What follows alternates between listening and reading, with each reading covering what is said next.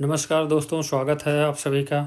आज आपको अस्थमा यानी दमा के बारे में विस्तार से बताने वाला हूँ। अस्थमा एक ऐसी श्वसन समस्या है जिसमें हमारी सांस की नलियाँ बार बार संकुचित हो जाती हैं, सूज जाती हैं और उसमें अतिरिक्त बलगम जम जाता है। इसमें सांस फूलना, सीटी जैसी आवाज़, खांसी और छाती में जकड़न जैसे लक्षण उत्पन्न होते हैं। आज इस पूरे वीडियो में हम अस्थमा के बारे में इसके पहलू को, कारण समेत इलाज, बचाव सब कुछ गहराई से समझेंगे। तो आइए शुरू करते हैं। टॉपिक नंबर 1, अस्थमा क्या है? अस्थमा एक क्रॉनिक दीर्घकालीन श्वसन रोग है। इसमें फेफड़े की यानी श्वसन नालियाँ संवेदनशील होकर बार बार संकुचन करती हैं। ये कोई एक बार होने वाली बीमारी नहीं है, ये जीवन भर रह सकती है, लेकिन सही नियंत्रण से व्यक्ति सामान्य जीवन जी सकता है। टॉपिक नंबर 2, अस्थमा में फेफड़ों के अंदर क्या हो सकता है? इसमें 3 बड़ी समस्याएं होती हैं। नंबर 1, सूजन। नंबर 2, नालियों का सिकुड़ना। नंबर 3, ज़्यादा बलगम बनना। इन तीनों की वजह से हवा का प्रवाह रुकता है और रोगी सांस लेने में उसको दिक्कत होती है। टॉपिक नंबर 3, अस्थमा किन लोगों में ज़्यादा होता है? जिनके परिवार में दमा रहा हो, जिन्हें एलर्जी होती हो, और बच्चों में अधिक लेकिन किसी भी उम्र में शुरू हो सकता है। प्रदूषण वाले क्षेत्रों में रहने वाले लोगों को अधिक संभावना पाई जाती है। टॉपिक नंबर 4, अस्थमा के प्रमुख कारण। अस्थमा का कारण एक नहीं बल्कि कई हैं, जैसे कि धूल, धुआं, प्रदूषण, पालतू जानवर, ठंडी हवा, परागकण, तेज गंधें और तनाव। टॉपिक नंबर 5, अस्थमा का एलर्जी से संबंध। एलर्जी अस्थमा का सबसे बड़ा ट्रिगर है। एलर्जी के कण श्वसन नलियों को उत्तेजित करते हैं, जिसमें सूजन और संकुचन बढ़ता है। टॉपिक नंबर 6, अस्थमा के सामान्य लक्षण। अस्थमा के कुछ सामान्य लक्षण हैं, जैसे कि सांस फूलना, सीटी जैसी आवाज़, रात में खांसी, व्यायाम करते हुए सांस रुकना, छाती में भारीपन। टॉपिक नंबर 7, रात में अस्थमा क्यों बढ़ता है? रात में शरीर की हार्मोनल गतिविधियाँ बदलती हैं, हवा ठंडी होती है और बलगम गाढ़ा होता है, इससे लक्षण बढ़ जाते हैं। टॉपिक नंबर 8, अस्थमा के प्रकार। अस्थमा के allergic asthma, non allergic asthma, exercise induced cough variant asthma, गंभीर अस्थमा। टॉपिक नंबर 9, कौन सी जांचें की जानी चाहिए? तो इसमें spirometry, peak flow meter, allergic test और चेस्ट एक्सरे, जो कभी कभी ज़रूरत पड़ने पर। स्पाइरोमेट्री क्या बताती है? ये जांच मापती है कि एक व्यक्ति कितनी मात्रा में और कितनी गति से हवा बाहर निकाल सकता है। इससे आसानी से पता लगता है कि अस्थमा कितना नियंत्रित है। टॉपिक नंबर 11, पीक फ्लोमीटर का महत्व। रोगी इसे घर पर रखकर रोजाना जांच कर सकता है कि उसकी फेफड़ों की क्षमता कैसी है। गिरावट दिखे तो तुरंत उपचार बढ़ाया जा सकता है। टॉपिक नंबर 12, अस्थमा और मौसम का संबंध। ठंडी हवा, सर्दियाँ, आर्द्रता, प्रदूषण, ये सभी अस्थमा को बढ़ाते हैं। मरीजों को मौसम में आधारित सावधानियों की आवश्यकता होती है। टॉपिक नंबर 13, बचपन का अस्थमा। बच्चों में दमा सामान्य है, इनमें ट्रिगर अधिक होता है क्योंकि इनकी नालियाँ पतली और संवेदनशील होती हैं।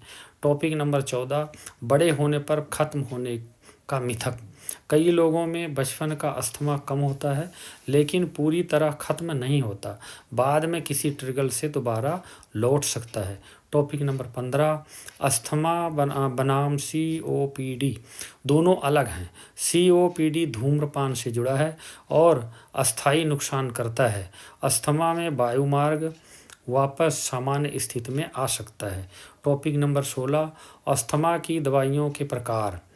नंबर 1, रिलीवर मेडिसिन, तुरंत राहत देने वाली। नंबर 2, कंट्रोलर मेडिसिन, लंबे समय के लिए। टॉपिक नंबर 17, इनहेलर क्या होता है और क्यों ज़रूरी है? इनहेलर दवा सीधे फेफड़े में पहुंचता है, इससे कम मात्रा की दवा अधिक प्रभाव करती है और दुष्प्रभाव भी कम होते हैं। टॉपिक नंबर 18, इनहेलर के प्रकार। Inhaler, meter dose inhaler, dry powder inhaler and nebulizer. Topic number 19, inhaler गलत तरीके से लेने की समस्या। 70% पेशेंट जो हैं इनहेलर गलत तरीके से लेते हैं, जिससे बीमारी बिगड़ती है। तकनीकी सांस बाहर निकालें, इनहेलर दबाएं, गहरी सांस लें और 5 से 10 सेकंड तक रोकें। टॉपिक नंबर 20, स्पेसर का महत्व। स्पेसर दवा के सीधे फेफड़े तक पहुंचाता है और गले पर कम जमता है। बच्चों, बुजुर्गों और शुरुआती मरीजों के लिए बहुत ज़रूरी है। टॉपिक नंबर 21, अस्थमा में स्टेरॉइड का उपयोग। कंट्रोलर दवाओं में कम मात्रा के इनहेलर स्टेरॉइड होते हैं। ये सुरक्षित और लंबी अवधि की सूजन कम करते हैं। टॉपिक नंबर 22, क्या स्टेरॉइड नुकसान करते हैं? इनहेलर स्टेरॉइड सुरक्षित हैं। टेबलेट वाले स्टेरॉइड केवल गंभीर मामलों में ही डॉक्टर की सलाह के बिना बंद करें। टॉपिक नंबर 23, अस्थमा अटैक क्या होता है? जब श्वास नली अचानक सिकुड़ जाए, आवाज़ आए, सांस बहुत तेज चले, छाती में दर्द हो, ये अस्थमा अटैक है। टॉपिक नंबर 24, अस्थमा अटैक में क्या करना चाहिए? तो रिलीवर इनहेलर, आराम से बैठें, धीमी गहरी सांस लें। हालात बिगड़े तो तुरंत अपने फैमिली डॉक्टर को संपर्क करें। टॉपिक नंबर 25, अस्थमा अटैक रोकने के तरीके। ट्रिगल से बचाव, दवाएं समय पर रोजाना, पीक फ्लो चेकअप और घर को साफ सुथरा रखें। टॉपिक नंबर 26, अस्थमा आहार की भूमिका। विटामिन डी, एंटीऑक्सीडेंट, नमक कम, ठंडी चीज़ें कम, ओमेगा 3 मददगार। टॉपिक नंबर 27, धूम्रपान और अस्थमा। धूम्रपान अस्थमा को 3 गुना तक खराब करता है। पास में किसी का धुआं भी खतरनाक होता है।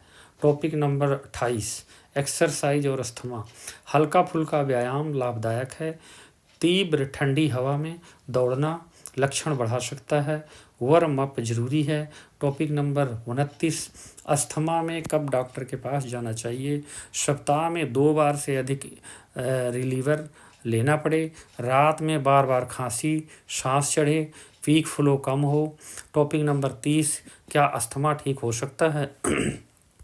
अस्थमा आजीवन रह सकता है, लेकिन पूरी तरह नियंत्रित किया जा सकता है। सही दवा, सही तकनीक और सावधानी से एक अस्थमा मरीज पूरी तरह से सामान्य जीवन जी सकता है। तो समापन में हम बताएंगे, अस्थमा जीवन का अंत नहीं, बस एक सावधानी युक्त जीवन शैली। अगर आप अपनी दवाइयों को नियमित रूप से लें, ट्रिगल से बचें और इनहेलर सही तरीके से उपयोग करें, तो आप पूरी तरह से सामान्य, सक्रिय और स्वस्थ जीवन शैली जी सकते हैं। यदि आपको वीडियो ये उपयोगी लगी तो दोस्तों लाइक करें, शेयर करें और सब्सक्राइब करें। शुक्रिया, थैंक यू।